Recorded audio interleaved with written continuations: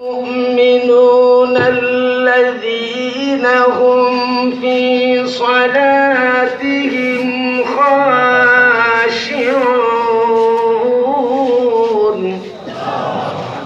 আমার আল্লাহ বলেন কামিয়াব হয়ে গেছে মুমিন বান্দা। এতক্ষণ মুমিন বানাইলাম, মুমিন বানার জন্য কয়টা জিনিস দরকার বলেন না? কয়টা দরকার?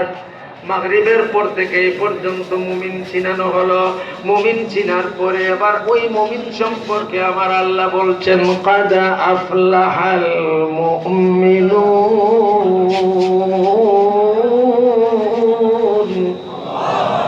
আল্লাযীনা হুম ফি সালাতিহিম খাশিউন।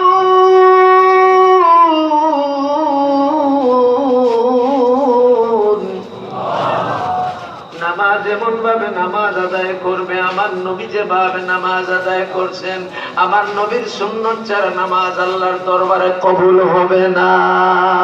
আল্লাহর নবী যে নিয়মে উযু করেছেন ওই নিয়মে উযু করতে হবে, ওই নিয়মে আল্লাহু আকবারের তাকবীরে তাহরিমা পড়তে হবে, হাত রাখতে হবে, রুকু দিতে হবে, সিজদা করতে হবে, সালাম ফিরাইতে হবে। কথা ঠিক না বেঠিক? আমার নবীর সুন্নাতের সম্পূর্ণ রূপরেখাকে মেনে কাহার উদ্দেশ্য নয়, হুজুরকে রাজি আর খুশি রাখার জন্য নয়, হুজুরের বেত্রাঘাতের ভয়ে নামাজ আদায় করা নয়, মা বাবার তিরস্কারের জন্য নয়, কেউ আমাকে নামাজি বলুক, পিসাব বলুক, অমুক সাহেব বলুক, তমুক সাহেব বলুক, কি জন্য নামাজ পড়ি না? আমি আমার আল্লাহকে রাজি আর খুশি করার জন্য নামাজ পড়ি। লা ইলাহা ইল্লাল্লাহ। আর যত কাজ আছে সমস্ত কাজ ছেড়ে দিবে। ওয়াল্লাযীনা হুম আনিল লাগওয়ি মুরিদুন।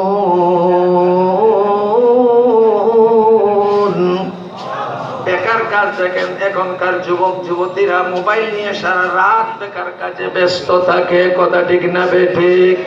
বেকার কত কাজ, এটা লিস্ট আপনি তৈরি করবেন, কারি সাহেব তৈরি করে দিতে পারবে না। বেকার হলো যে কাজে আপনার জীবন নষ্ট হয়, আমল নষ্ট হয়, ওই সব কাজের নাম বেকার কাজ। কথা ঠিক না বেঠিক? ওই সব কাজ ছেড়ে দিতে হবে। আর যাকাত আদায়, আর টাকা পয়সার যাকাত আদায় করতে হবে। এবার বেটা হজেও যায় না, যাকাত আগুনে জ্বলার থেকে হেফাজত করতে চাও, তাহলে তুমি পাই পয়সা করে গুনে গুনে যাকাতটা আদায় করো। গরিব আর মিসকিনের হকটা আদায় করে দিলে খোদার কসম করে কোরআন ছুঁয়ে বলি তোমার মাল কেউ নষ্ট করতে পারবে না।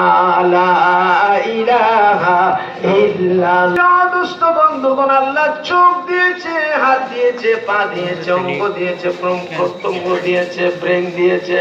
একটা সুন্দর নারী দেখলাম, দেখিয়া বললাম আই লাভ ইউ। একটা ছেলে দেখলাম, বললাম আই লাভ ইউ, আর তার সঙ্গে পাগল হয়ে গেলাম। নামাজ নাই, রোজা নাই, হজ নাই, যাকাত নাই, কিছুই নাই। আমি বলবো দুষ্ট, আপনার চক্ষুর, আপনার লজ্জাস্থানের হেফাজতের জন্য আপনি ব্যবস্থা হাতে নিন।